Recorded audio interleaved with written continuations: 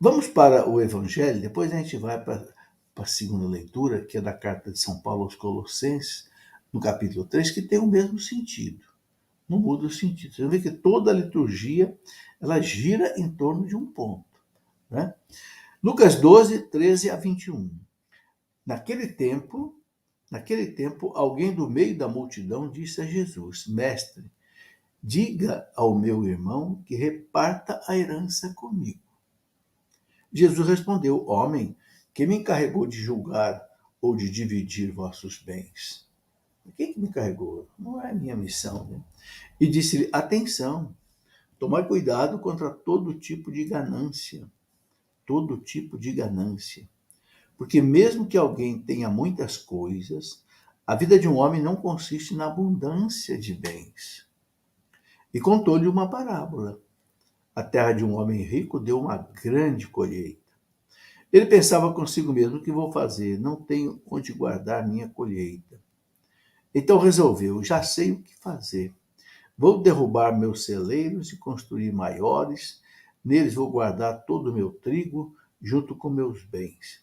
Então poderei dizer a mim mesmo: meu caro, tu tens uma boa reserva para muitos anos. Descansa, come, bebe, aproveita. Mas Deus lhe disse: louco, ainda nesta noite pedirão de volta a tua vida. E para quem ficará o que tu acumulaste? Assim acontece com quem ajunta tesouros para si mesmo, mas não é rico diante de Deus. Bom, gente, as palavras de Jesus eu penso que são muito claras para nós, né? Vamos desdobrar um pouco esse evangelho, né? Que o Espírito Santo nos ajude. Chegou uma pessoa para Jesus e pediu que Jesus, né, dissesse ao irmão dele que repartisse a herança com ele. Bom, aí nós já notamos sim, já estava havendo uma briga ali. O irmão queria ficar com toda a herança, não queria dar nada para o outro. Né? E ele então vai procurar Jesus. Jesus vai resolver meu problema. Não, Jesus não resolve o problema dele. Jesus não veio para isso. Jesus veio para salvar o homem. Em outras palavras, Jesus está dizendo para ele: essa não é a minha missão. Eu não vim aqui para isso. Vocês têm inteligência, vocês têm liberdade, vocês têm vontade. Trabalhe com a cabeça de vocês e resolva o problema de vocês. Eu não vim aqui para isso. Eu vim aqui para pregar o evangelho, né, e levar salvação para todos. Mas nós estamos vendo aí, olha, já estava havendo ali briga dos irmãos por causa da herança. E isso acontece muito. E é muito triste. E é muito triste ver irmãos brigando por causa da herança. Às vezes o pai e a mãe mal acabaram de morrer, né? Já estão brigando. Ou às vezes brigam antes até que o pai e a mãe morram, né? Isso é a avareza, né? Falta de respeito até com os pais, né? Bom, aí Jesus, né,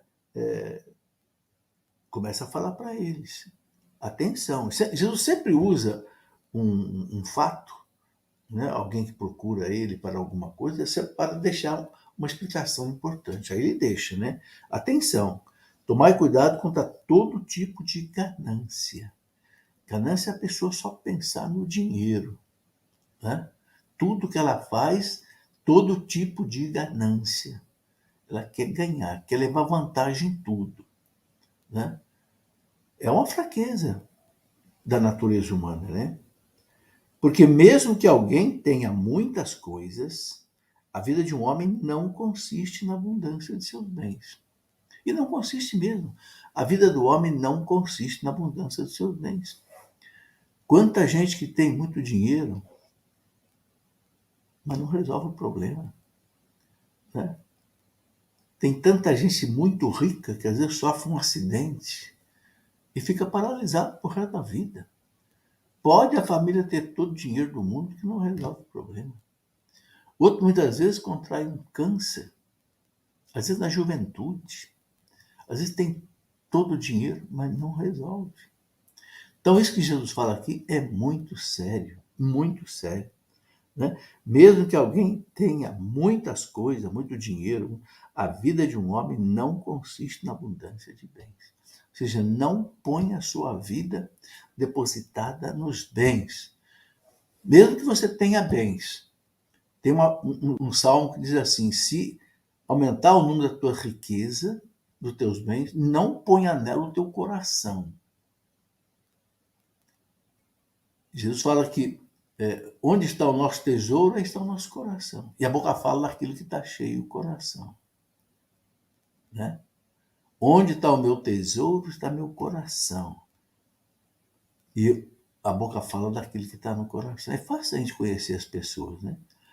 Quando a pessoa vem para você, só fala de mulher, de prazer, você sabe onde é que está o coração dela. O coração dela está nessas coisas. Outra vez só fala de dinheiro, então o coração dela está no dinheiro. A boca fala daquilo que está cheio do coração. Se o outro vem e fala só você de poder, de esnobação, está aí. Agora, se chega para você, vem falando da preocupação comum, preocupação com os pobres, a preocupação com o país, a preocupação, você percebe que a preocupação dela é boa. Não é o egoísmo que está comandando aquela pessoa. Né? E aí Jesus conta aquela parábola do homem, né? O Evangelho chama de um rico sem juízo, né?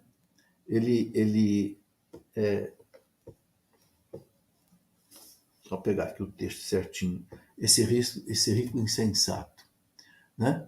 Ele teve uma grande colheita na fazenda dele, mas os celeiros eram pequenos, então já sei, vou desmanchar o celeiro, fazer todos maiores, aí vou abarrotar meus celeiros, meus bens, o trigo, e aí, vou só gozar a vida. É isso que Jesus condena.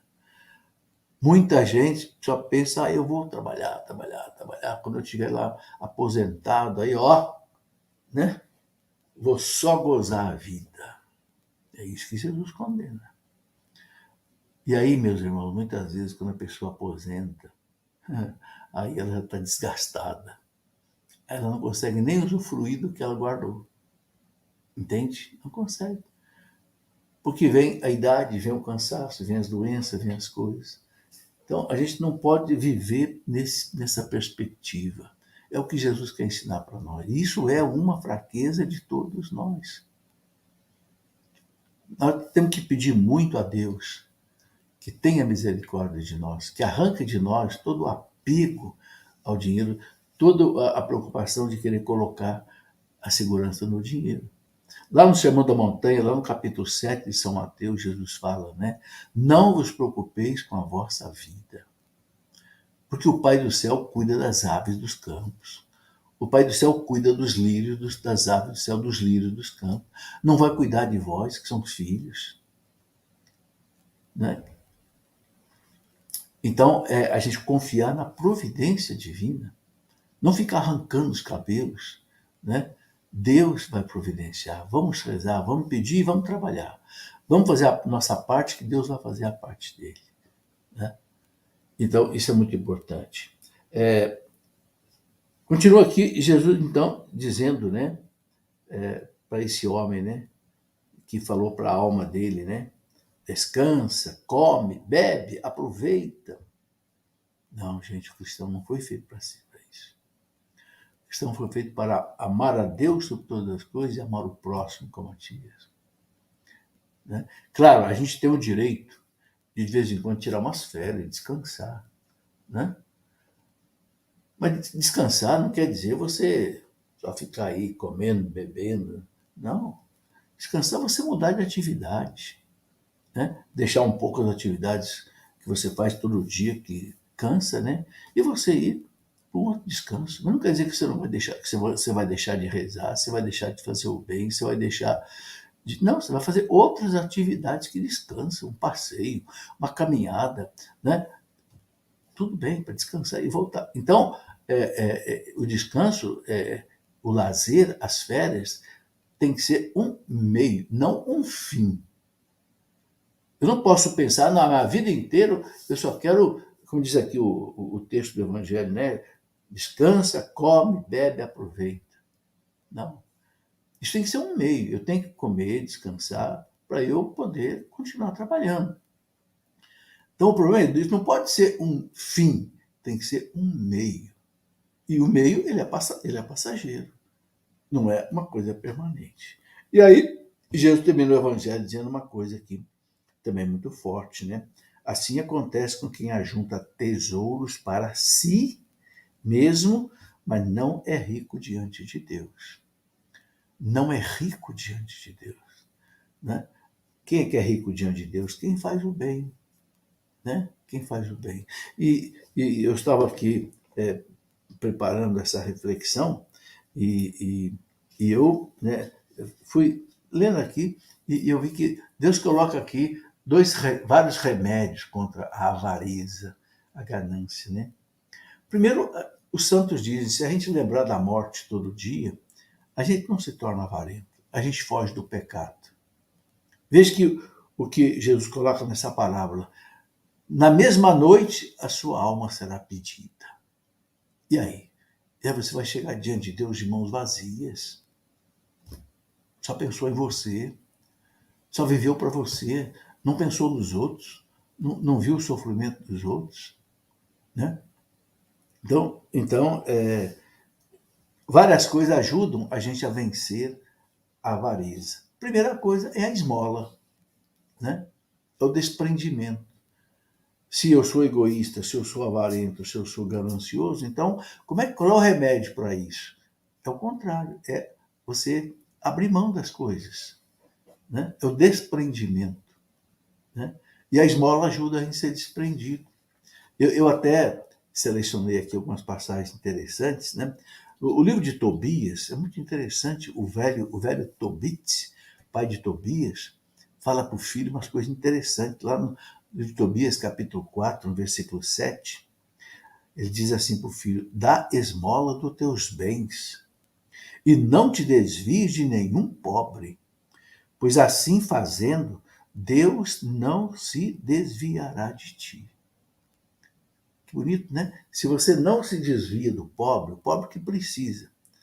Eu não estou falando o pobre preguiçoso, vagabundo, que quer esmola para, não sei, para beber, para fumar. Não, mas o pobre que você está vendo que precisa, né? Lá na antiguidade se falava muito do órfão e da viúva, porque a viúva, naquele tempo, ela ficava na miséria mesmo. Não tinha INSS, Previdência Social, Bolsa Família, essa ajuda de R$ 600 que hoje os pobres vão receber. Não tinha isso. Ela passava fome mesmo, né? E, consequentemente, o filho que é órfão também passava fome, né? Então, a igreja valorizava muito a esmola para o órfão e para a viúva. Hoje também tem os órfãos e as viúvas, né? Então, a gente acolhendo bem, né? Acolhendo bem a Deus, né? O pobre, Deus não se desvia da gente. E aí, o Tobias fala aqui no capítulo 4, versículo 11, ele fala assim: a esmola livra do pecado e da morte e preserva a alma de cair nas trevas. Olha quanto benefício. Isso é palavra de Deus, está na Bíblia, né? A esmola livra do pecado. Então, você quer vencer um pecado? Você está com algum pecado difícil de vencer? Faça uma boa esmola e reze. E faça até jejum, se você puder, né? Porque a igreja chama de remédios contra o pecado, né? O jejum, a esmola e a oração. Remédios contra o pecado. Um deles é a esmola, né? A esmola livra do pecado e da morte. Olha, gente, até da morte. Até de acidentes, de doenças que levam à morte. É séria a questão da esmola. E preserva a alma de cair nas trevas. O que é alma cair nas trevas? Cair na perturbação, cair não sei, no sofrimento, na angústia, na dor. Né? Versículo 12, ainda do capítulo 4 de Tobias. Se você quiser, pega depois o capítulo 4 do livro de Tobias. A esmola será para todos que a praticam um motivo de grande confiança em Deus. Se você dá esmola, né? Então a esmola vai te dar muita confiança em Deus. É a retribuição de Deus, é a bênção de Deus, né? São Santo Ambrósio dizia que a mão do pobre é o banco de Deus. E o Eclesiástico fala que Deus retribui 7 vezes mais. É verdade. Faça essa experiência. O que você der de esmola, o que você der de, né, pode ter certeza que vai voltar. Vai voltar. Você pode talvez nem perceber, mas vai voltar. Né? Eu digo para os meus filhos, não corram atrás do dinheiro. Deixa o dinheiro correr atrás de você. Quando é que o dinheiro corre atrás da gente? Quando a gente faz aquilo que Jesus disse, né? Jesus disse, buscai o reino de Deus em primeiro lugar, e o resto vos será dado de acréscimo. Né? Tem uma palavra nos Salmos muito bonita, acho que é o Salmo 126, ele diz assim, não adianta você ficar se matando de trabalhar o tempo todo, não, porque Deus dá o que os seus filhos precisam até durante o sono. Né? Deixa eu pegar aqui rapidinho, é uma palavra bonita, essa daqui, né? Ele diz assim, se o Senhor não edificar a casa, em vão trabalham os seus construtores. Se o Senhor não guardar a cidade, em vão vigiam as sentinelas. Olha, agora é o Salmo 126, versículo 2. Ele fala assim, inútil levantar-vos antes da aurora, antes do sol nascer, né? E atrasar até alta noite o vosso descanso, para comer o pão de um duro trabalho. Pois Deus o dá aos seus amados até durante o sono. É Deus que dá. Até durante o sono. Quer dizer, você está dormindo e Deus vai providenciar para você o que você precisa. Está aqui, a palavra de Deus. Então, eu chamo isso de deixar que o dinheiro corra atrás da gente. Agora, não é correr atrás da gente, a gente ficar de braço cruzado. Não é isso que eu estou falando, não. Você busca o reino de Deus e a sua justiça. Jesus fala, o que é a justiça? É a santidade. Faça a vontade de Deus e Deus vai te socorrer. A palavra de Deus não erra, não, Jesus não mente. O resto virá por acréscimo. Né? É isso aí. Então, vamos lá. Outra citação bonita aqui para concluir, né? Do Eclesiástico, capítulo 3, versículo 3, ele diz assim, a água apaga o fogo, né, ardente, a esmola enfrenta o pecado. Ele está dizendo que várias passagens que, né, a esmola enfrenta o pecado, a esmola vence o pecado. São Pedro fala, né, a caridade encobre uma multidão de pecados. A caridade encobre uma multidão de pecados. A caridade não é só dar dinheiro, claro, não é só dar esmola. A caridade é fazer o bem, é amar, de muitas maneiras. Né? A igreja fala das obras de misericórdia espiritual e fala das obras de misericórdia temporal, espiritual e material. São dois tipos de obras espirituais.